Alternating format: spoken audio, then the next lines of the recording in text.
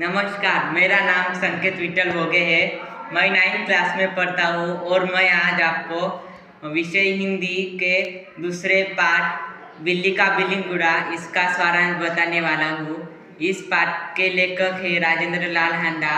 वो हमें बताते हैं कि पुरानी परंपरा में से एक परंपरा, घर में बिल्लियों का आना जाना बुरा माना जाता था, लेकिन आजकल घरों में चूहे ज़्यादा बढ़ने से लोग बिल्लियों को पाल रहे हैं, यानी कि पुरानी परंपरा को टाल रहे हैं। वही कुछ दिनों पहले ही लेखक के घर भी बहुत ज़्यादा चूहे होते हैं और वो भी अपने घर एक बिल्ली का बच्चा ले आते हैं। उनके बच्चे भी उस बिल्ली को अच्छे से खातिरदारी करते हैं, अच्छे से दूध पिलाते हैं और उनके परिवार वालों भी उसका अच्छे से ख्याल रखते हैं। उसके बाद वो बिल्ली का बच्चा बड़ा हो जाता है और वो चूहे को भगा देता है। अब परिवार वाले चूहे को तो भूल गए थे, लेकिन अब वो बिल्ली से बहुत परेशान हो रहे थे क्योंकि बिल्ली बहुत मस्ती कर रही थी। घर वालों ने बिल्ली के साथ अपना रवैया बदल दिया, तो बिल्ली ने भी अपना रवैया घर वालों के साथ बदल दिया और जो बिल्ली घर वालों के आमने सामने घूमती थी, तो अब वो रसोई घर के किसी कोने में दुबक कर बैठ जाती और जैसे ही मौका मिलता वैसे ही झपक मार के कुछ खा जाती। ऐसे ही खाते वक्त लेखक ने 2-3 बार उसे पकड़ा था और अब वो परेशान होकर अपने नौकर अमरू से कहते हैं कि तुम इसे कहीं दूर छोड़कर आ जाओ। फिर अमरू रात में एक बोरी के अंदर 2 रोटी डाल के उस बिल्ली को बड़े ही आसानी से और मुश्किल से पकड़ पाता है।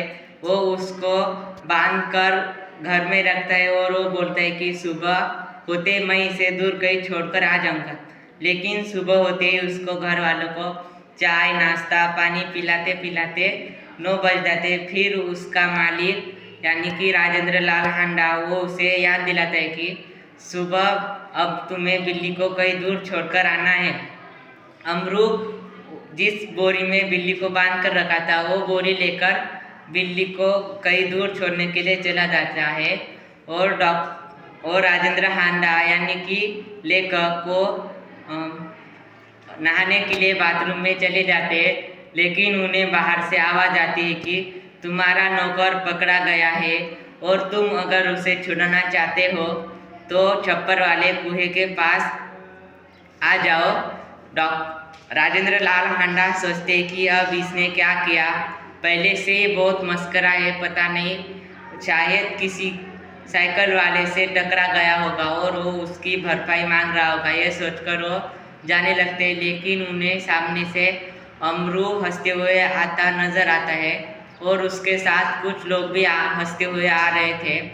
जब लेखक अमरू से पूछते हैं कि क्या हुआ, तुम हंस क्यों रहे हो, अमरू के बताने से पहले ही वहाँ का एक आदमी लेखक से बताता है कि जब तुम्हारा नौकर अमरू घर से बिल्ली की बोरी निकला था, तब 2 आदमियों ने उसके ऊपर शक किया था कि ये ज़रूर बच्चा चोर है, क्योंकि कुछ दिनों पहले ही बहुत सारे बच्चे चोरी हो गए थे।